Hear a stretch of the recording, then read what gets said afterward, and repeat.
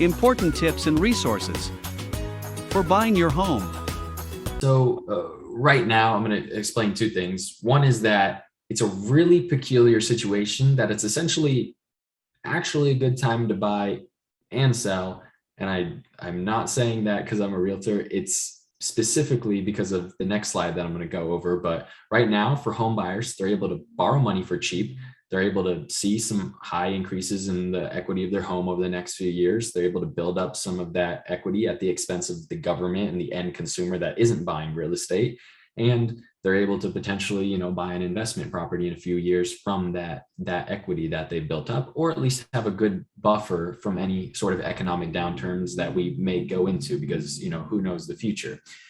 For home sellers, they're able to they probably lived in their home for 10, 15 years, and now they just gained another 30% equity instantly in the past year. And so they're able to sell, or they can basically just, their home is paid off at this point because they've made so much money from it. They could sell it for a profit. They could buy their next home and get in at a low monthly payment, and they'll probably still have money left over.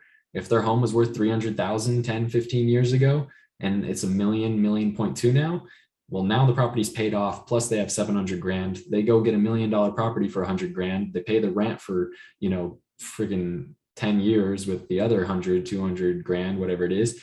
And they're able to still have some money in the bank. And they're probably going to see price increases on that property. Now, how can it be a win-win situation? Well, the reason goes back to what I said before about the government pumping in that $7 trillion. So the layperson, this is going to be, lower class, middle class, even getting up to the upper middle class now, because the home prices are getting so high that essentially you need to be deemed wealthy at this point in order to purchase one, almost, or very, very upper end of the middle class. And specifically in relation to the rest of the US, because what we consider middle class here in the Bay Area might be different to that. And so, the reason that you want to get into a property now is because you're going to be paying for it anyways. You might as well take advantage of the fact that the government pumped in $7 trillion.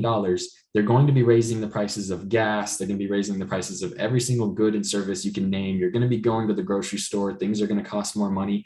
Everything's going to be costing more money. And all of the normal consumers that aren't business owners, they're not investors, and they're not producers. They're not adding any value to the economy. They're only consuming.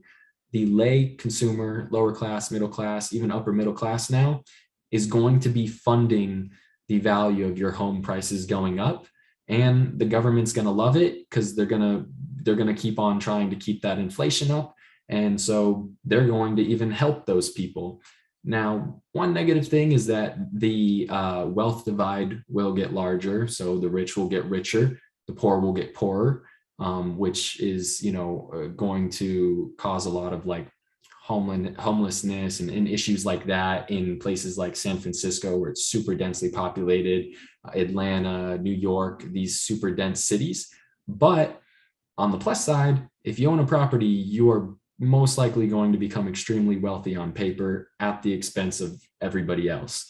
And everybody's going to complain about it, and they're going to hate you for it, but you're going to be laughing to the bank.